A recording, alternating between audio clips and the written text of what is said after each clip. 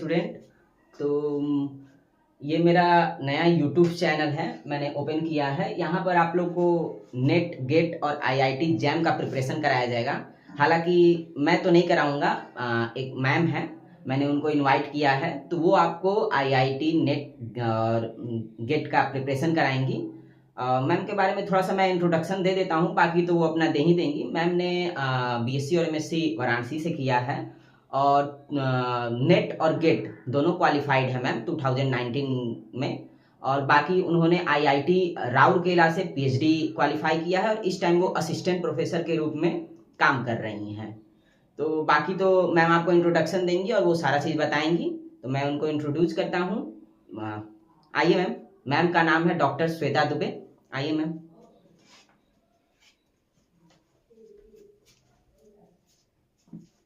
Thank you sir. Good evening students. Sir ने थोड़ा introduction तो मेरा दिया, बट सर ने ये बोला कि मैंने आईआईटी राउरकेला से किया है। It is not IIT, it is NIT Rourkela, वहाँ से मैंने पीएचडी की है और अभी मैं असिस्टेंट प्रोफेसर हूँ बिहार गवर्नमेंट में। तो बिफोर पीएचडी मेरा एक्चुअली हो गया था as a assistant professor in Bihar government, और ये मेरा 1 साल हो गया है वहाँ पे टीचिंग करते हुए एज ए प्रोफेसर।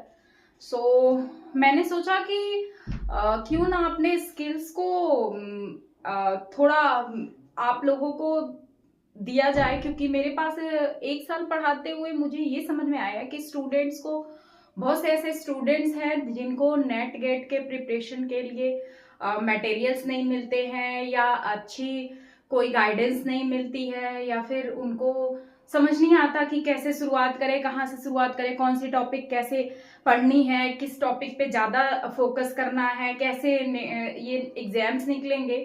तो मैंने मतलब सर ने मुझे एक्चुअली इनवाइट किया अपने यूट्यूब चैनल पे, तो मैंने सोचा कि it is an opportunity for me कि आप लोगों को अच्छा मतलब कुछ इसके थ्रू मैं प्रोवाइड कर सकूं, कुछ आपके लाइक मैं नेट गेट और आईआईटी जैम का प्रिपरेशन करा सकूं, ताकि आप लोगों को जो भी डाउट्स हों या जो स्टूडेंट्स कोचिंग्स नहीं कर पाते हैं वो थ्रू दिस यूट्यूब चैनल सब कुछ क्लियर कर सके। और मैं इस यहाँ पे सारे टॉपिक्स जो भी नेट गेट में पढ़ाए जाते हैं, नेट गेट के एग्जाम्स में आते हैं, आईआईटी जैम के एग्जाम्स में आते हैं, सबको कवर करूंगी और through basics to advance level with all questions का सॉल्यूशन, कॉन्सेप्ट सब कुछ बताऊंगी। तो मैं कुछ ऐसे क्वेश्चंस भी आप लोगों को दूंगी जो आने वाले एग्जाम के लिए इंपॉर्टेंट होंगे। सो मैं फर्स्ट टाइम ऑनलाइन टीचिंग कर रही हूँ, तो मे भी कुछ मिस्टेक्स हो सकते हैं, तो जस्ट इग्नोर दैट और आप अप्रिशिएट कीजिएगा, ताकि मैं आगे भी आप लोगों को इसी तरह से कंटिन्यू कर सकूं और मैं एक एक टॉपिक करके उसका सारा कॉन्सेप्ट क्लियर कराऊंगी। फिर उससे रिलेटेड जितने भी क्वेश्चंस आए एग्जाम में वो सारे क्वेश्चंस सॉल्व कराऊंगी। फिर आपको कुछ क्वेश्चंस भी दिया जाएगा जिससे कि आपका स्किल एनहेंस हो सके या फिर आप अगले एग्जाम के लिए बिल्कुल प्रिपेयर हो सके। So thank you students. चलिए स्टार्ट करते हैं।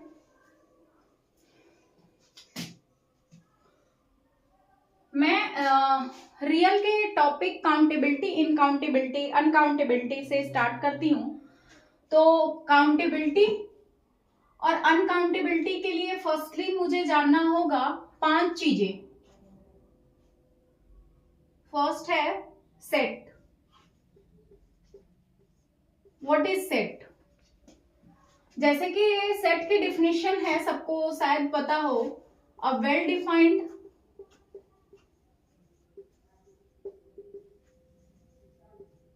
collection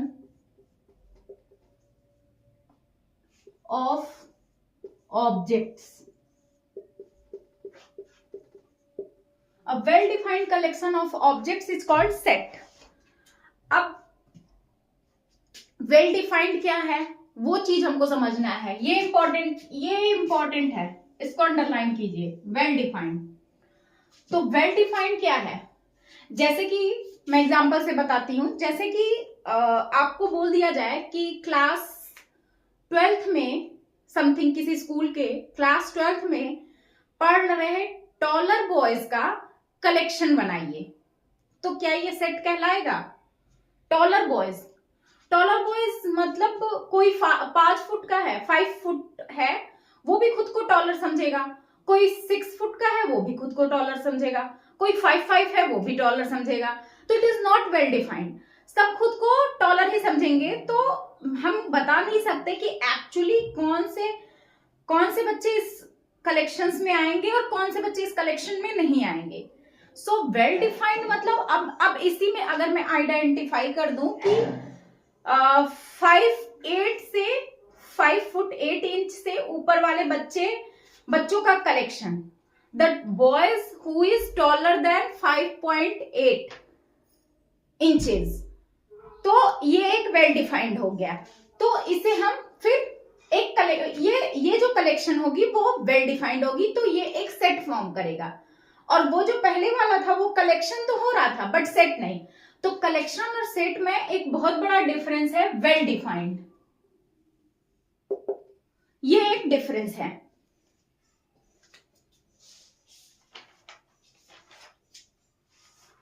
अब एक और चीज है, आपको ये बताना चाहूंगी कि empty set,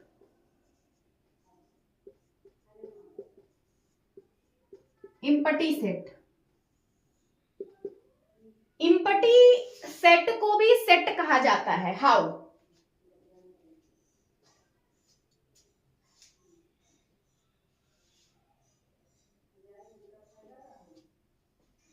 empty set is well defined. ये क्या होता है?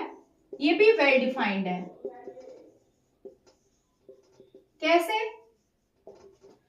क्योंकि ये सारे टेस्टिंग एलिमेंट्स को एक्सक्लूड करेगा, मतलब रिजेक्ट कर देगा। अब जैसे इम्पटी सेट बनाना है, किसी का इम्पटी सेट बनाना है, सपोज दैट सारे क्लास में, कोई एक पर्टिकुलर क्लास है, क्लास 6 है, क्लास 6 में के बच्चों में हमने कह दिया कि इम्पटी सेट बनाइए,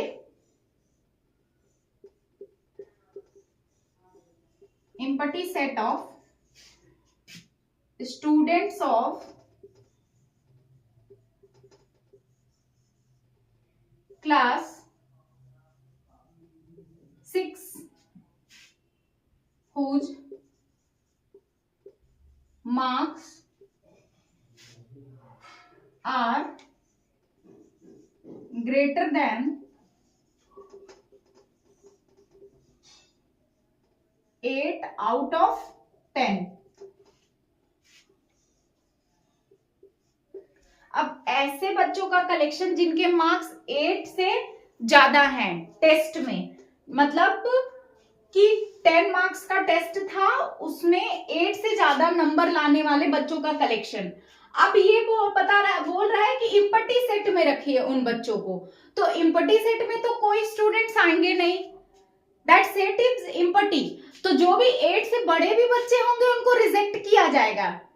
and this rejection is well defined, क्योंकि इसमें सबको एक्सक्लूड किया जा रहा है। ये एक वेल डिफाइंड ही ऑब्जेक्ट्स का कलेक्शन हो रहा है, तो इसलिए इम्पटी सेट जो है वो भी सेट है।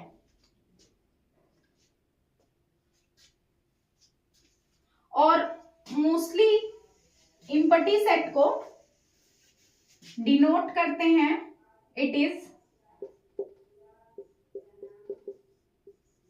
डिनोटेड बाय, ये एक्चुअली हम इसे फाई पढ़ते हैं but it is a Danish symbol, और बट हम इंडिया वाले इसे फाई पढ़ते हैं, सो आप फाई पढ़ सकते हैं। और दिस करली ब्रैकेट, नोट्स बनाते चलिएगा, लिखते चलिएगा, आपको शुरू से सब कुछ बताया जाएगा। और जिन लोगों को आ रहा है ये बेसिक्स, वो भी वीडियो को स्किप नहीं करेंगे, क्योंकि मैं पूरी तरीके से बेसिक्स नहीं बताऊंगी। इसमें बहुत सारे ऐसे कॉन्सेप्ट होंगे जो कि अगर आप वीडियो स्किप कर जाएंगे तो आपका छूट जाएगा। और कब कहां पे कौन सी छोटी चीज बता दी जाए जो कि एग्जाम में के लिए इंपॉर्टेंट हो, या उससे आपका स्किल इनहैंस होगा, कॉन्सेप्ट क्लियर होंगे, वो आपको नहीं पता। सो बिल्कुल वीडियो मत छोड़िएगा, स्किप मत कीजिएगा और स्टार्टिंग से सारा देखते रहिएगा। अब किसी भी एलिमेंट को we write x belongs to, this is the symbol of belongs to x, ये सेट है और ये इसमें बिलोंग कर रहा है।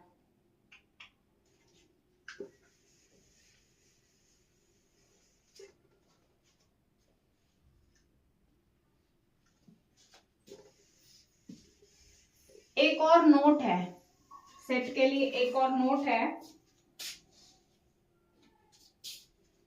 नोट एक और नोट है, लिख लीजिए कि for any set x does not belongs to x,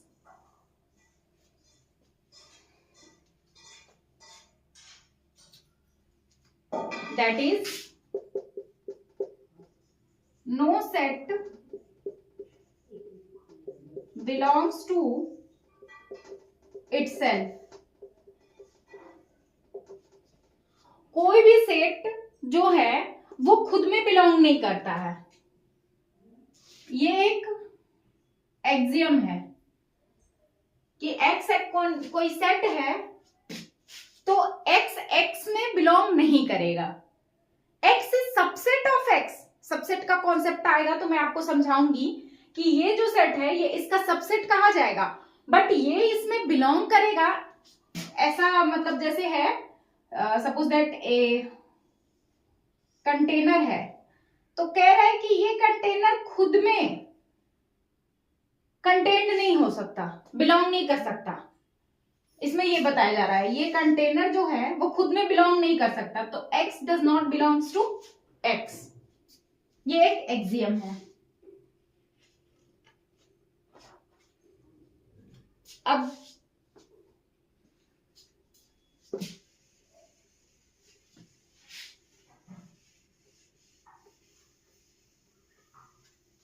set में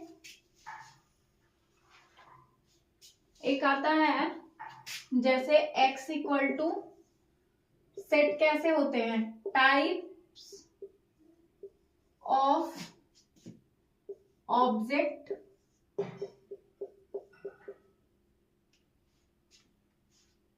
एंड रूल्स ऑफ कलेक्शन। ये सेट को फॉर्म करने का तरीका है। Type of objects, object and, ये किसी सेट को फॉर्म करने का तरीका है। Type of object and rules of collection.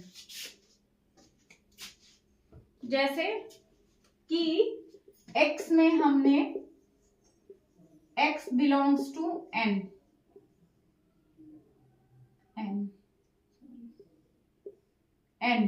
n क्या, ये नेचुरल नंबर का सेट है। कुछ स्टैंडर्ड नोटेशन है, आप लोग देख लीजिए। n, z, q, r, ये सब स्टैंडर्ड नोटेशंस है। सच that x is less than 3। तो इस सेट में टाइप ऑफ ऑब्जेक्ट भी होना चाहिए, rules of collection. Type of object क्या है, x बिलोंग्स टू n, और रूल्स क्या है कि वो सारे x जो 3 से छोटे हो। अब जीरो क्या नेचुरल नंबर है? नहीं है, हमारे यहाँ नहीं है। फॉरेन कंट्रीज में जीरो को नेचुरल नंबर के अंडर में लिया गया है, यूरोपियन कंट्रीज में, बट इंडिया में जीरो को नेचुरल नंबर के अंडर नहीं लिया जाता। तो जीरो क्या है, नेचुरल नंबर नहीं है, तो ये यहीं पे नहीं हुआ कट, ये ऑब्जेक्ट के टाइप में नहीं आया। ये यहाँ तो ये तो फॉलो कर रहा है, ये 3 से लेस है, but zero is not natural number. Root two is not natural number, 3 से लेस है। 1 इज नेचुरल नंबर और लेस देन 3, तो ये 1 जो होगा ये इस सेट X में चला जाएगा। तो इस तरीके से हमें सेट फॉर्म करना है। ओके, आप लोगों को शायद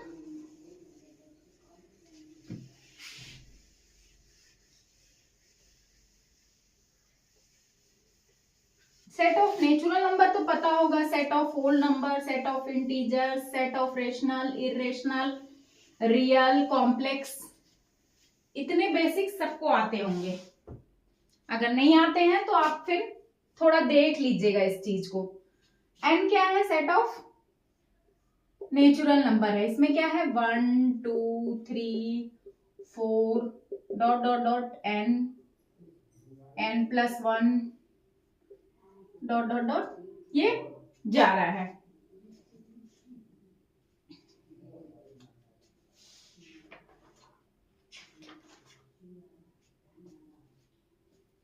अब हम यहाँ पे एक इनिशियल सेगमेंट ऑफ, ये नेचुरल नंबर का सेट है, initial segment of natural number form करेंगे।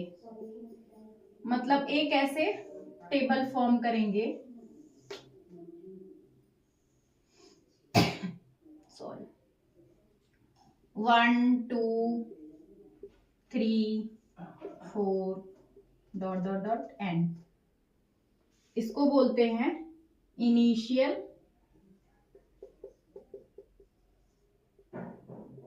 सेगमेंट ऑफ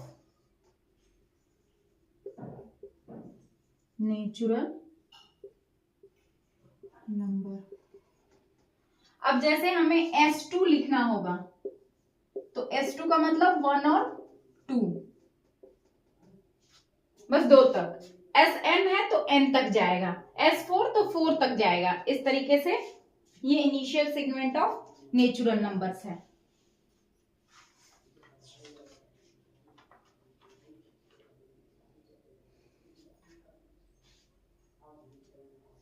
अब आते हैं सबसेट पे।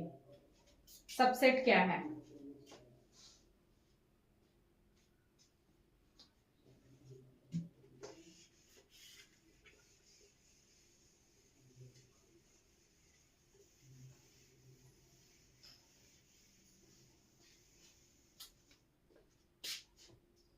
अब सबसेट पे आते हैं। पहले मैं बता दूं कि हमें पढ़ना क्या क्या है। काउंटेबिलिटी अनकाउंटेबिलिटी पढ़ने के लिए ये सारी बेसिक्स पहले पता होनी चाहिए, जो कि मैं अभी बता रही हूँ। काउंटेबिलिटी अनकाउंटेबिलिटी, और इससे नेट गेट में बहुत क्वेश्चंस पूछे जाते हैं। ये इंपॉर्टेंट टॉपिक है, इसलिए ये पढ़ना जरूरी है। और इसको पढ़ने के लिए काउंटेबिलिटी अनकाउंटेबिलिटी, नॉट सेट, ये सेट नहीं होगा, ठीक है। तो इसके लिए हमें 5 चीजें पढ़नी है। Set,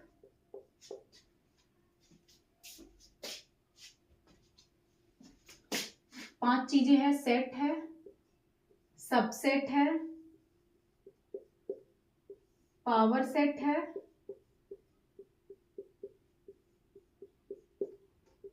Cartesian product, Cartesian product है, कार्टेशियन प्रोडक्ट ऑफ सेट्स, और फंक्शंस है। पांचवा है फंक्शन। इतनी चीजें हमें पढ़नी है। ये अगर ये सारे पांचों क्लियर हो जाए, थोड़े थोड़े थोड़े थोड़े थोड़े सब के बारे में बताऊंगी, फिर उसके बाद हम मेन टॉपिक पे अपने आएंगे, काउंटेबिलिटी एंड अनकाउंटेबिलिटी। तो ये पांचों चीज क्लियर होनी चाहिए मेन टॉपिक को टच करने के लिए। तो अभी हमने देख लिया सेट। अब मैं आती हूँ नेक्स्ट, जो हमारा है सबसेट। सबसेट पे आती हूँ।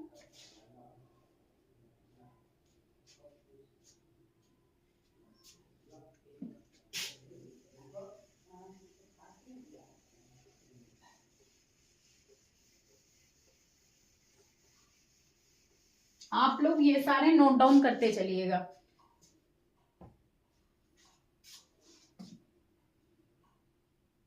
सबसेट,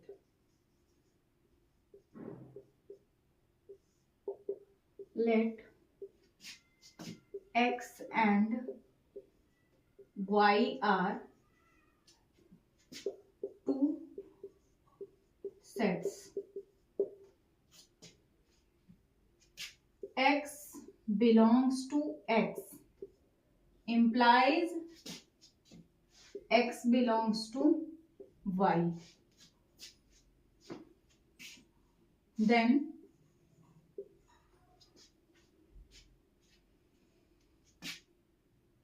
अब देखिए x और y दो डिफरेंट सेट्स हैं। अब कह रहा है कि अगर x x में बिलोंग करता है, ये इंप्लाई कर देगा कि x y में भी बिलोंग करता है, then we say that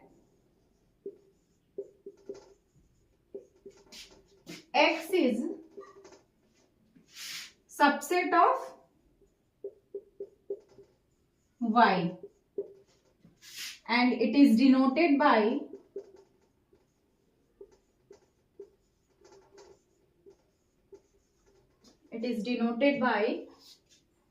x subset y।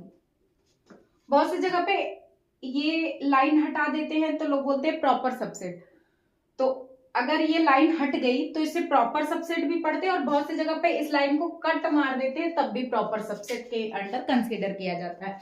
यहाँ पे हम प्रॉपर की बात नहीं कर रहे हैं, इसलिए हम ये लाइन को कट नहीं मार रहे हैं, लाइन रख रहे हैं।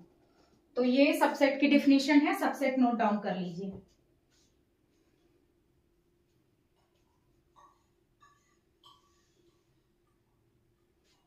एक और है, इसी को अगर हम इस तरीके से लिखें, इसी को सबसेट को ही इस तरीके से लिखें कि if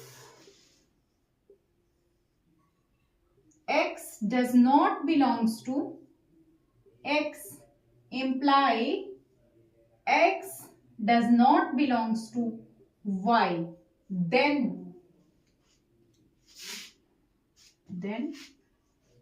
we say that x is subset of y।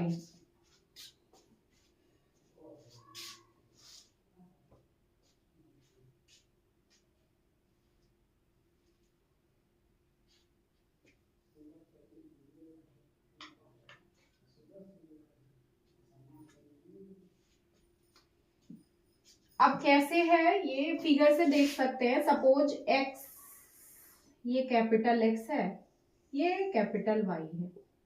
अगर कोई एलिमेंट इसमें होगा स्मॉल x, तो वो ऑब्वियस है बड़े वाले में भी होगा, ये सुपर सेट में होगा, मतलब मेन सेट में होगा, y में भी होगा। तो वही कह रहा है कि if x belongs to x then x belongs to, ये इंप्लाई कर देगा कि x बिलोंग्स टू y, और इस तरह से होगा तो पक्का है कि x is a subset of y। और सेकंड वाले से कहा गया है कि if x does not belongs to x अगर इसमें नहीं बिलोंग कर रहा है, और ये इंप्लाई कर दे कि अगर इसमें नहीं बिलोंग कर रहा है तो वो इसमें भी नहीं बिलोंग करेगा, तो भी कह सकते हैं कि x is a subset of y। Suppose that ये बड़ा वाला x ले लिए और ये बड़ा छोटा वाला y ले लिए, और हम कह रहे हैं कि ये x जो है वो सबसेट है y का। अब यहां कोई एलिमेंट ले लिए स्मॉल x, ये x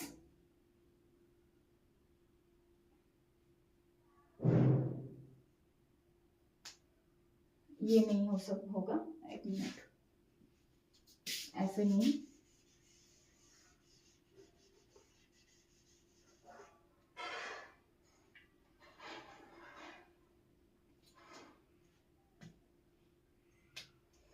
अब इसका मतलब है कि x अगर इस स्मॉलर सेट में नहीं है तो x लार्जर वाले में भी सेट में नहीं होगा।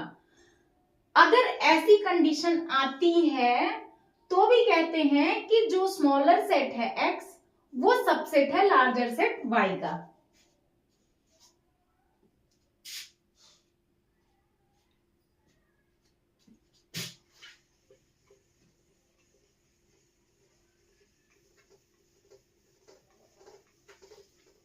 एक और नोट लिखिए, नोट डालिए,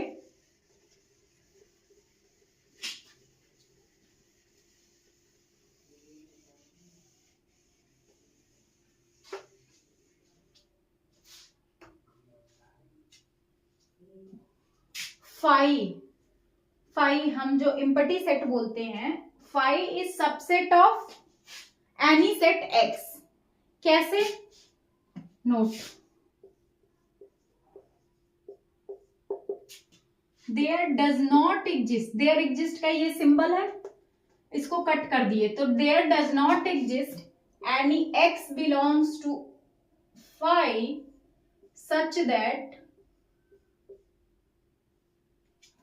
that x belongs to x. So phi is subset of x. कोई भी ऐसा phi का एलिमेंट नहीं मिलेगा जो कि x में होगा और phi में नहीं होगा, तो ऐसा कोई एलिमेंट मिलेगा ही नहीं, तो phi is a subset of x.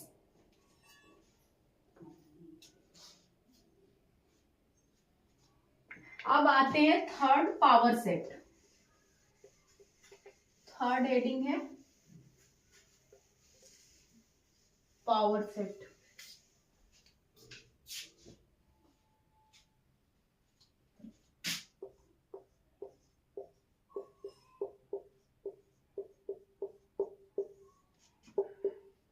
इसको इस तरह से डिनोट करते हैं, पीए।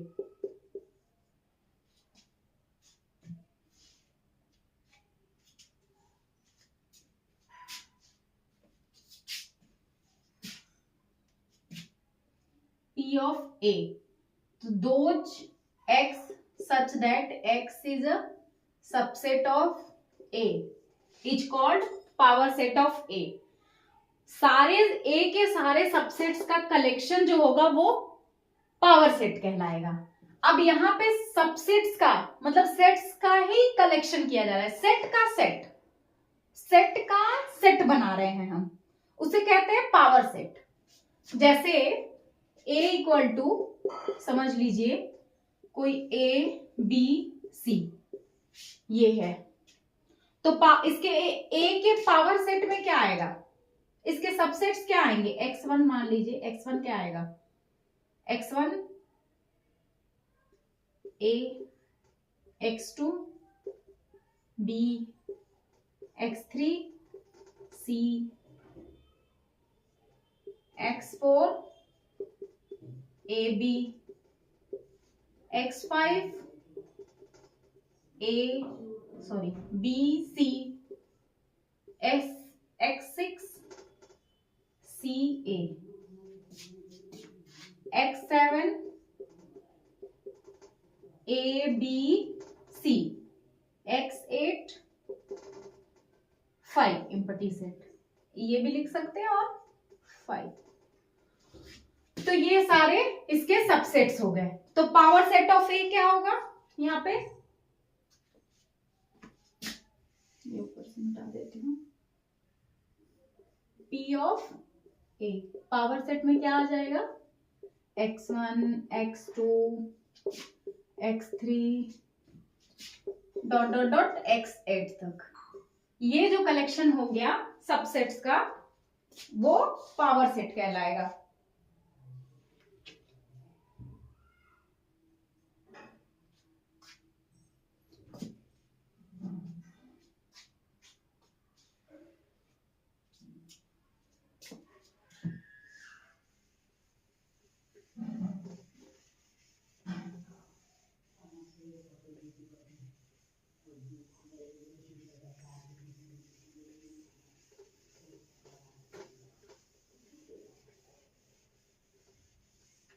फाइव इसमें बिलोंग कर रहा है, 5 belongs to PA and also 5 is subset of power set।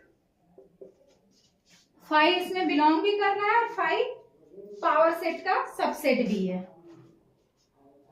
Next आए हम नेक्स्ट टॉपिक पे, फोर्थ हमारा Cartesian product. Cartesian product, next है Cartesian product.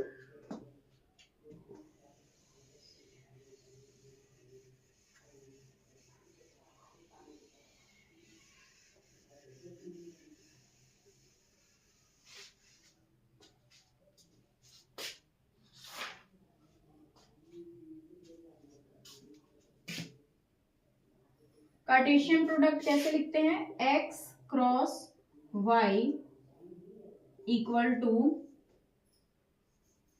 x belongs to x and y belongs to y.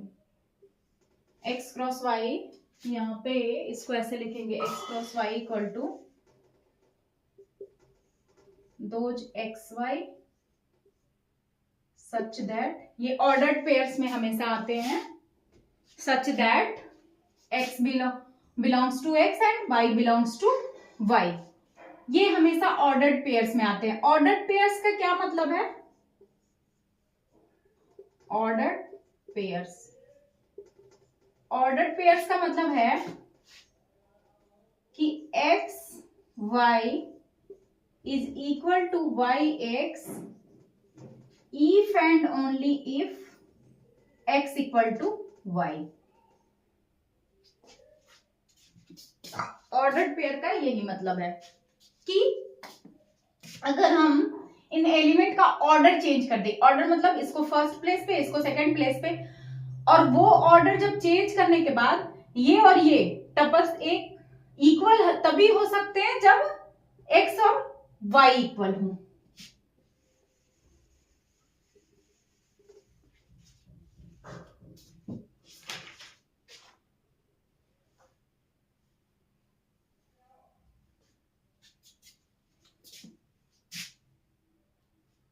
अब आते हैं हम फंक्शंस पे. फिफ्थ मेरा लास्ट टॉपिक टच करते हूँ फंक्शन. फंक्शन क्या है सबको पता होगा, 12th में ही पढ़ा दिया जाता है.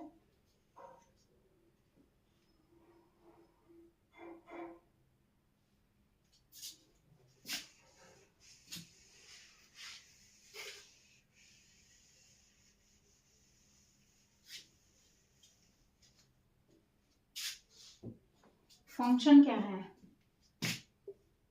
Rule by which every element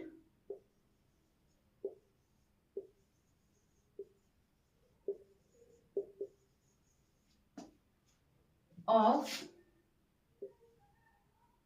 a non-empty इधर डाल दीजिए, non-empty set A is assigned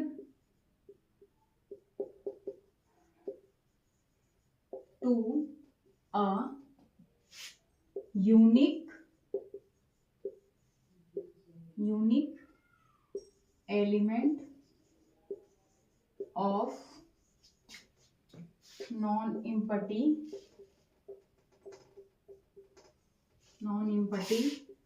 set B.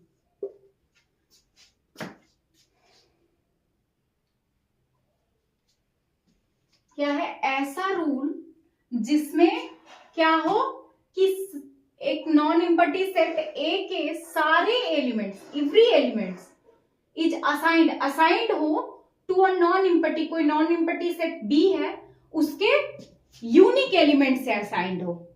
ठीक है, तो इसे कहेंगे फंक्शन. लाइक इसे लिखते कैसे हैं? f from a to b. ये f फंक्शन का सिंबल है और a जो नॉन एम्पटी सेट है और b यहां पे नॉन एम्पटी सेट है. अब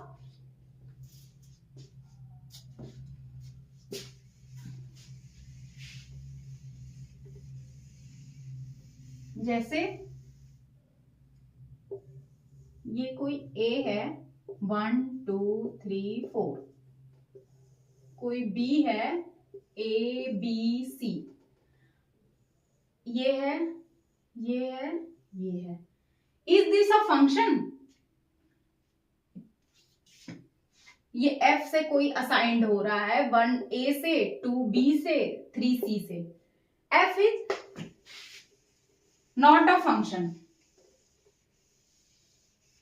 f जो है फंक्शन नहीं है. f is not a function, F को फंक्शन नहीं कहेंगे। क्यों नहीं कहेंगे? क्योंकि हमारे डेफिनेशन में क्या था, every element of non empty set ए, यहां तो छूट गया, एक एलिमेंट ए का छूट गया, तो ये फंक्शन होगा ही नहीं। यहां के सारे एलिमेंट्स असाइंड होने चाहिए, इधर छूट सकता है बट इधर नहीं। नेक्स्ट एग्जांपल देखिए,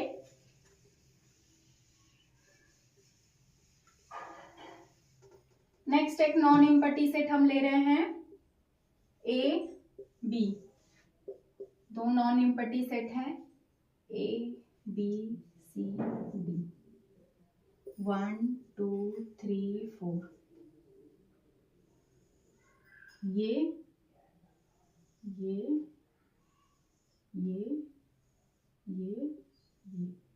ये असाइंड हो रहे हैं एफ। ये फंक्शन है कि नहीं? अब यहां हमारा फर्स्ट कंडीशन तो फुलफिल हो रहा है कि every element of A is assigned, सारे एलिमेंट असाइंड है, कोई छूटा नहीं है। फिर कह रहा है to unique element of B, तो यहां पे यूनिक है, ये 3 से भी असाइंड है, 4 से भी असाइंड है, तो यूनिकनेस खत्म हो जाती है यहां पे। तो एफ इज नॉट फंक्शन।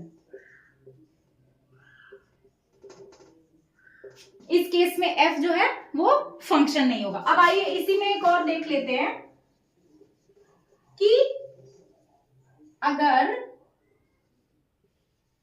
इस तरीके से रहता,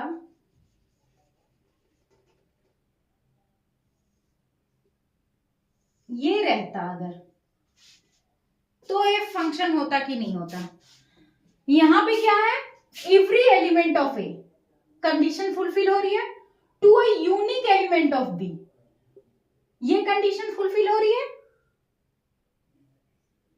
ये भी एक यूनिक एलिमेंट से इसकी 2 जगह पे इमेज नहीं जा रही है, मतलब ये 2 से असाइंड नहीं है, एक से ही असाइंड है। हालांकि सी और डी सेम से असाइंड है, वो चल सकता है, लेकिन अब बोलोगे कि मैम यहाँ पे 4 छूट गया है, वो तो उसका कोई प्री इमेज है ही नहीं, वो किसी से असाइंड नहीं है, तो उससे मतलब नहीं है। हमें यहाँ इसको डोमेन बोलते हैं, डोमेन के एलिमेंट्स को देखना है कि डोमेन का कोई एलिमेंट छूटना नहीं चाहिए। तो एफ इज फंक्शन, इस केस में एफ जो है वो फंक्शन है। अब हमें मेनली फंक्शन के टाइप्स को ध्यान में रखना है कि कौन कौन से फंक्शंस हमें पढ़ने हैं। 1 on 2 पढ़ना है, 1 on 2 बाइजेक्शन।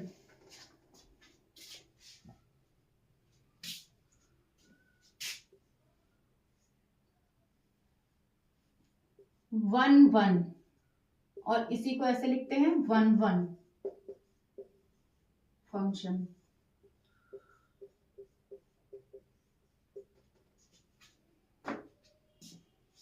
वन फंक्शन क्या है?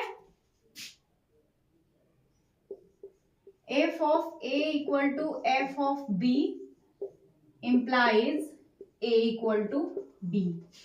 मतलब अगर इमेज सेम है किसी एलिमेंट का, किसी 2 एलिमेंट का इमेज सेम है, तो वो एलिमेंट्स भी सेम होंगे। जैसे पिछले वाले केस में हमने देखा था कि सी और डी ये दोनों 3 पे जा रहे थे, तो इमेज इसकी भी ये थी, इसकी भी ये थी, मतलब F of C equal to F of D था, लेकिन C is not equal to D था, सी और डी सेम नहीं थे। तो यहां पे जो फंक्शन बन रहा था, वो जो फंक्शन हमने दिखाया था कि वो फंक्शन है, बट दैट इज नॉट 1 तो वो 1 फंक्शन नहीं बना रहा था। तो इस केस में क्या होगा कि अगर इमेज सेम होगी, इमेज अगर सेम हुई तो एलिमेंट भी सेम हो जाएगा। मतलब कि कोई 2 एलिमेंट, डिफरेंट एलिमेंट्स का सेम इमेज नहीं बनेगा। और इसी को लिख सकते हैं, और if a is not equal to b, this implies f of a is not equal to f of b। अगर एलिमेंट सेम नहीं है तो उनकी इमेज भी कभी सेम नहीं आएगी। लाइक ये ए और बी है, ए बी सी, 1 2 3। अब ए बी से एलिमेंट सेम नहीं है, तो कभी भी हमेशा जो है डिफरेंट एलिमेंट्स की डिफरेंट इमेज होगी।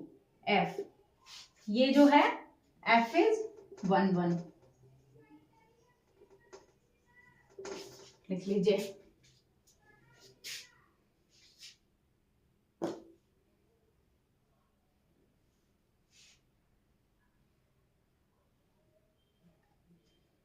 अब सेकंड आते हैं on to.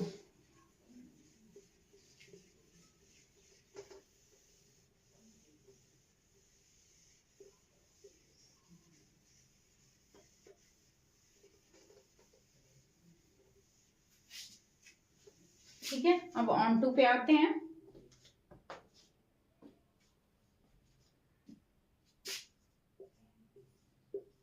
On to function,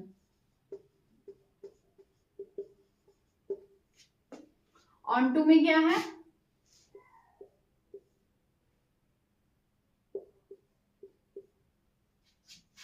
onto function क्या है,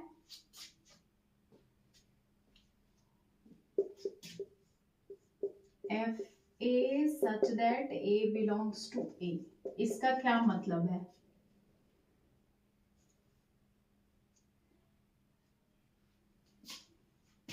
एफ ए का मतलब इमेज का कलेक्शन। इस सेट ए का इमेज ए है, बी है, बी या एफ ए लिख लीजिए। एफ से ये फंक्शन असाइंड हो रहा है। कह रहा है यहां पे जितने भी एलिमेंट्स हैं A B C D E, 1 2 3 4 5 5, इस सब की इमेज होनी चाहिए। ए बिलोंग्स टू ए, सारे इमेजेस इसमें आएंगे, मतलब कि बी के सारे एलिमेंट्स का प्री इमेज जरूर होना चाहिए। ऑन टू का ये मतलब है कि सारे, यहां पे हमने देखा था एक वो वाला केस जिसमें यहां पे डी 4 छूटा हुआ था, फिर भी वो फंक्शन हो रहा था, तो वो केस नहीं आएगा ऑन टू फंक्शन में।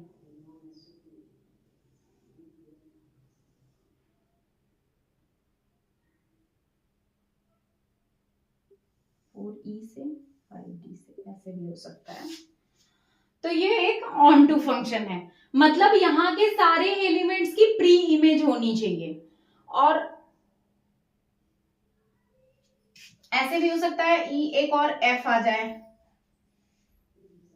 एफ जो है वो भी नहीं, एफ नहीं आ सकता। अगर एफ आएगा तो 5 के 2 यूनिक इमेज बन जाएंगे, किसी के 2 यूनिक इमेज बन जाएंगे। अच्छा, ये एक और चीज नोट करने वाली है कि अब देखिए, अब यहां पे हमने एक एलिमेंट बढ़ाया, ठीक है, जैसे कि यहां पे हमने एफ बढ़ाया, तो एफ बढ़ाया तो क्या होने लग गया, अब हम इस एफ को कहीं असाइन नहीं कर सकते। अगर किसी भी एलिमेंट से असाइन करेंगे तो उसकी 2 इमेजेस बनने लगेगी, 2 इमेज बनने लगेगी तो वो फंक्शन ही नहीं होगा। तो हमेशा ऑन टू फंक्शन में क्या है कि ये जो कार्डिनलिटी है, इस एलिमेंट्स के कलेक्शन, इसकी कार्डिनलिटी बोलते हैं। तो cardinality of B is always less than equal to cardinality of A.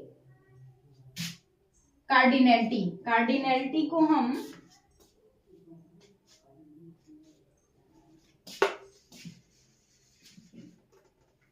Cardinality of B is less than equal to cardinality of A. इसको एक और तरीके से लिखते हैं, इस तरीके से, ये less than equal to cardinality of A. 1 1 के केस में क्या था, 1 1 भी देख लेते हैं, ये नोट डाउन कर लीजिए।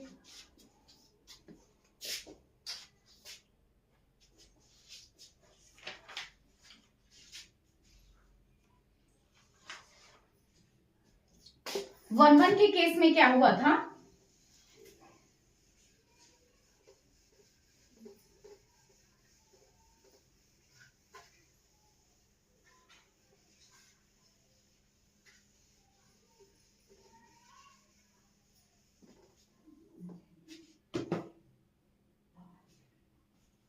1 1 के केस में देखते लेते हैं कार्डिनैलिटी किस तरह से होती है। ए बी, ये 2 सेट्स हैं, 1 2 3 4, A B C.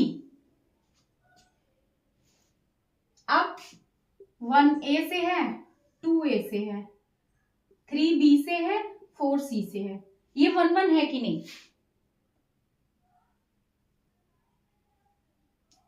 Is it 1 1? F of 1 is equal to A or F of 2 is equal to A. This implies F of 1 equal to F of 2. But 1 is not equal to 2. तो ये 1 1 है ही नहीं, ये 1 1 नहीं है। F is not 1 1। अब यहां पे सपोज ये हटा देते हैं, यहां एक D कंसीडर करते हैं, 2 को D से असाइन कर देते हैं। अब F11 है कि नहीं? है। अगर एक एलिमेंट एक्स्ट्रा यहां डाल दिए E को किसी से असाइन नहीं कर रहा है, ऐसे ही डाल दिए, तो F11 है कि नहीं? है, क्योंकि यूनिक इमेज बन रही है, सारे एलिमेंट्स का यूनिक इमेज है। तो इस केस में F इज 1 1। अब हम यहां पे देख सकते हैं कि 1 1 होने के लिए हमेशा इसकी कार्डिनैलिटी, A की कार्डिनैलिटी B से छोटी होनी चाहिए। मतलब cardinality of A is less than equal to cardinality of B। First वाले केस में हमने देखा था 3 एलिमेंट थे, तो हमें क्या करना पड़ा था, 2 को एक जगह असाइन करना पड़ा था, तो वो 1 1 नहीं हो पाया था। अगर 1 1 करना है तो या तो इक्वल हो दोनों की कार्डिनैलिटी या इसकी कार्डिनैलिटी छोटी हो। ऑन टू के केस में क्या था, जस्ट अपोजिट, इसकी कार्डिनैलिटी इसके इक्वल हो या बड़ी हो, छोटी हो, सॉरी। अब बाइजेक्शन क्या होता है? थर्ड है बाइजेक्शन। बाइजेक्शन ऑन टू हो गया, थर्ड बाइजेक्शन।